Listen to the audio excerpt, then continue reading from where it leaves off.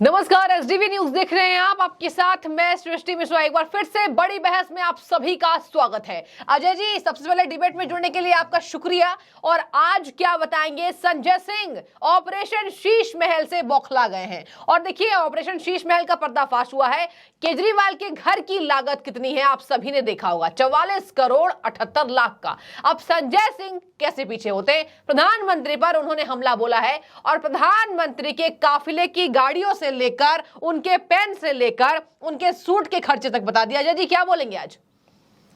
देखिए, ऐसा है कि इन्होंने जो बोला है वो सेंट्रल विस्टा वाला बोला है जी। इन्होंने 8400 करोड़ रुपए का जो जहाज के लिए बोला, उसमें रियलिटी ये है जी कि इसका ये अभी से नहीं, बहुत पहले से प्रयास हो रहा था। 2006 में एक अमेरिकन कंपनी बोइंग के लिए 64 वैसे विमान और 2 विमान राष्ट्रपति और प्रधानमंत्री के लिए हुए थे। ठीक है।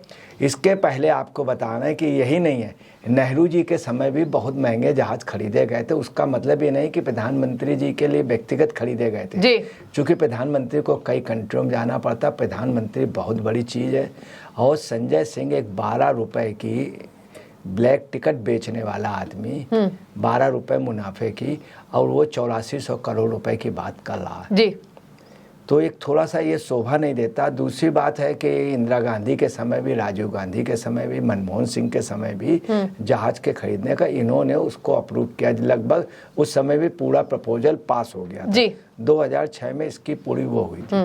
अच्छा, अब आपको क्लियर कर दे, जो 500 करोड़ रुपए प्रधानमंत्री के बंगले में नहीं, वो प्रधानमंत्री का बेस्टा में जो है वहाँ पे वो रहेंगे, साथ में उसका सुरक्षा विभाग का वो रहेगा, और उसमें वहाँ पे 10 भवन रहेंगे सेंट्रल विस्टा एवेन्यू में, और सम्मेलन केंद्र होंगे, बहुत बड़े राष्ट्रीय सम्मेलन के, राष्ट्रीय अभिलेखागार होगा, सचिवालय होगा, नॉर्थ साउथ ब्लॉक होगा, राष्ट्रीय केंद्रीय राष्ट्रीय सुरक्षा की वो पूरी रहेगी, और उसी में पीएम निवास।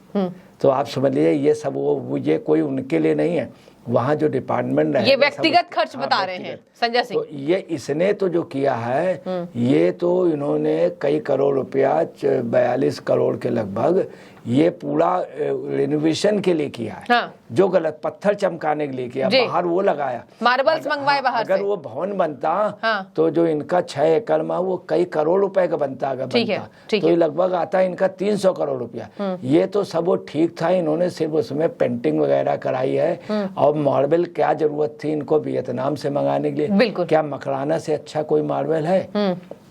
उससे तो कांग्रेस वाले ठीक थे, इटली से मार्बल मंगा लेते थे। एक मार्बल ले भी आए कांग्रेस वाले, और खासतौर से राजू जी को भी बड़ा पसंद था इटली का मार्बल, तो वो तब भी गनीमत था। ये तो वियतनाम से लिया, वियतनाम का ना इतना बढ़िया मार्बल है, यहाँ का एक से एक अच्छा मार्बल, मगर ये वहाँ से नहीं लाए, ये वहाँ से लाए। तो हकीकत में संजय सिंह का दिवालियापन हो गया है, और ये जो कह रहे हैं, ये दोनों ही इनकी बातें बिल्कुल गलत हैं। वहीं आपको एक चीज़ और कर दें कि इन्होंने निवास का बताया, निवास के अलावा पेन के खर्चे बताएं, ये सब वाहियात खर्चे हैं। संजय सिंह बात को भटका रहे हैं, और बुरी तरह से बात को भटका रहे हैं।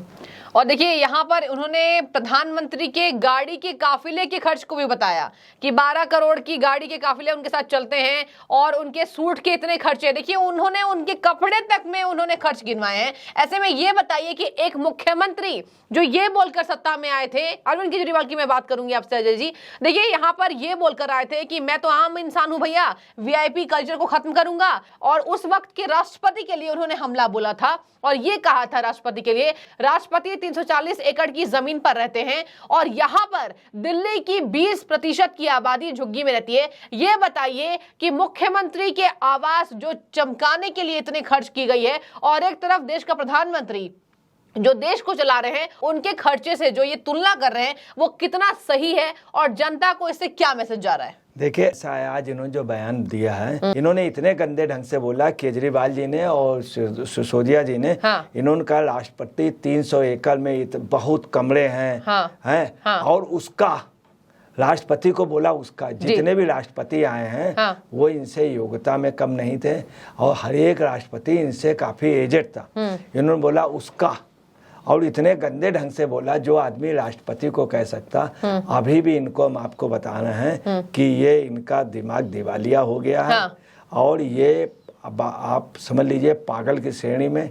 जिस तरह इन्होंने उसका कहा, अच्छा। इस पे इनके ऊपर तुरंत कार्रवाई होनी चाहिए। हाँ। और इनके ऊपर देशद्रोह का मुकदमा चले। कपिल मिश्रा ने सही कहा था वास्तव में। हाँ। कि बंगला नहीं, अय्याशी का वो था। देखिए अय्याशी की आपने बात की, अब यहाँ पर मैं आपको कोरोना की चर्चा करूंगी। देखिए यहाँ पर संजय सिंह ने एक और बात कही। सुबह में संबित पात्रा का प्रेस कॉन्फ्रेंस हुआ था, वहां पर संबित पात्रा ने कहा कि नवभारत के पत्रकारों को प्रलोभन दिया गया है 20 से 30 करोड़ की।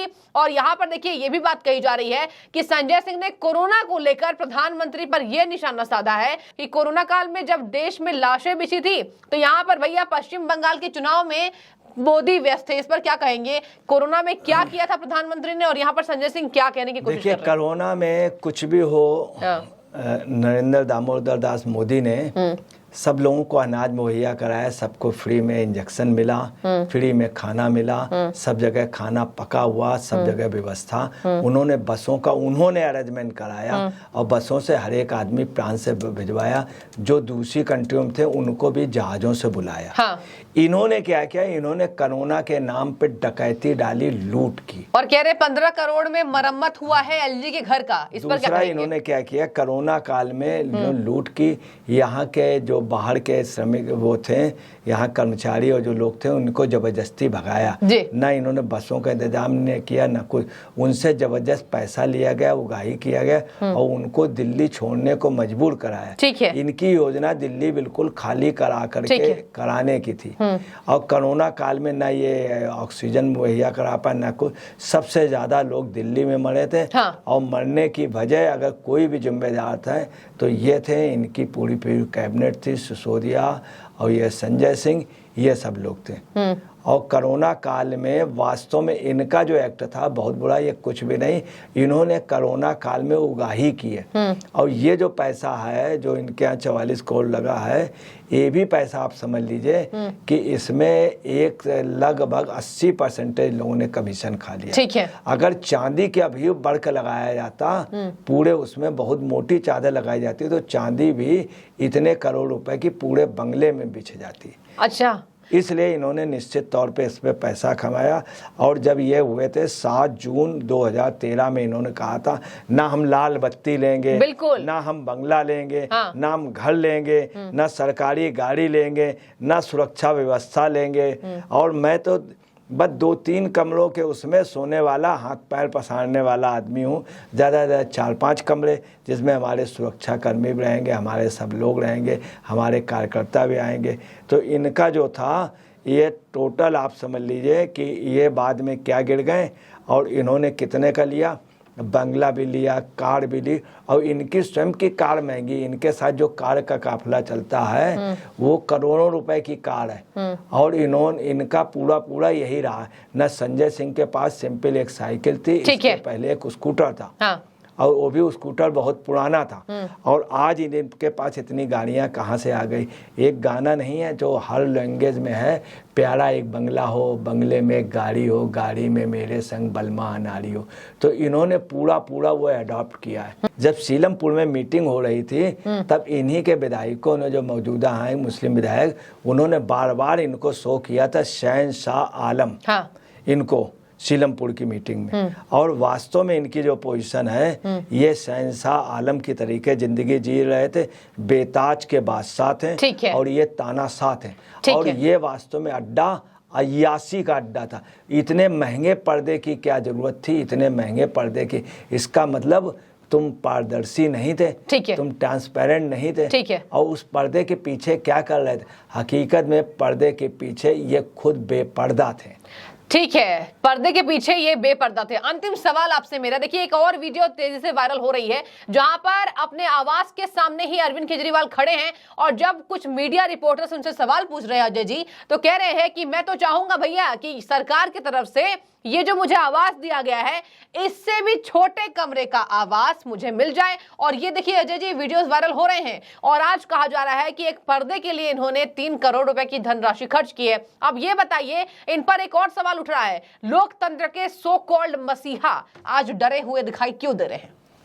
देखिए, ये जो कह रहे हैं क्वार्टर के लिए, तो इनको मुख्यमंत्री पद छोड़ देना चाहिए, बंगला तुरंत छोड़ देना चाहिए, ठीक है। और बंगले के अंदर जबरदस्त इंक्वायरी होना चाहिए। दूसरा, इनका नार्को टेस्ट होना बहुत जरूरी है, इनका, इनके परिवार का, और सबसे ज्यादा जो इसका नार्को टेस्ट जरूरत है वो राघव चड्ढा का है। ठीक है। राघव चड्ढा को, इनके घर पे कोई बात होती, राघव चड्ढा आ जाता है। क्यों आ जाता है, क्या रिश्ता है, क्या इसको वो है कि और कोई नहीं, जरा सा लड़का आ गया। और ये नहीं समझ में आता है कि हर पार्टी लोग वयोवृद्ध या बुजुर्गों को अपने यहाँ घर पे बैठाते हैं, बुलाते हैं।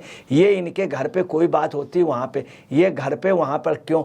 अगर राघव चड्ढा कल ना होता, अगर बाहर होता, तो एक बार उनको चिंता नहीं थी, उनको चिंता थी कि राघव चड्ढा की फोटो नहीं आनी चाहिए। अच्छा। ये केजरीवाल, और केजरीवाल के घर से क्या हमदर्दी है, केजरीवाल इसको इतना चाहते हैं, इतना मान को नहीं चाहते हैं जितना इसको चाहते हैं, राघव चड्ढा को चाहते हैं।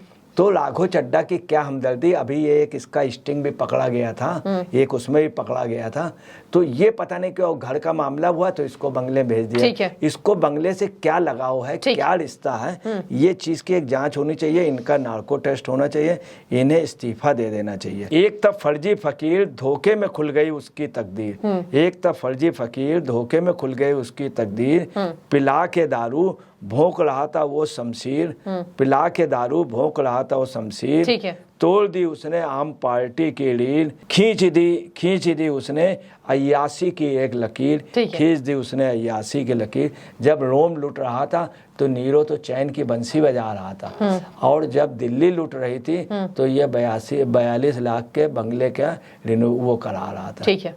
तो इसकी ये पोजीशन है। और एक बात बिल्कुल सही कही गई है, सच्चाई छुप नहीं सकती है बनावट के वसूलों से, खुशबू आ नहीं सकती कभी कागज के फूलों से। ये गाना शायद जो उस समय गाया गया था, वादा तेरा वादा, वादे पे मैं तो मारा गया, तो उसमें ये भी है, हो दामन में तेरे फूल हैं कम, कांटे हैं ज्यादा। ठीक है। वादा तेरा वादा, वादे पे मैं तो मारा गया, वरना मैं तो सीधा सादा। तो ये गाना उस समय जो गाया गया था, हमको लगता है ये इसके लिए गाया गया था, और इस गाने का ही पूरा गाने के तरीके इनकी जिंदगी रही। ठीक है।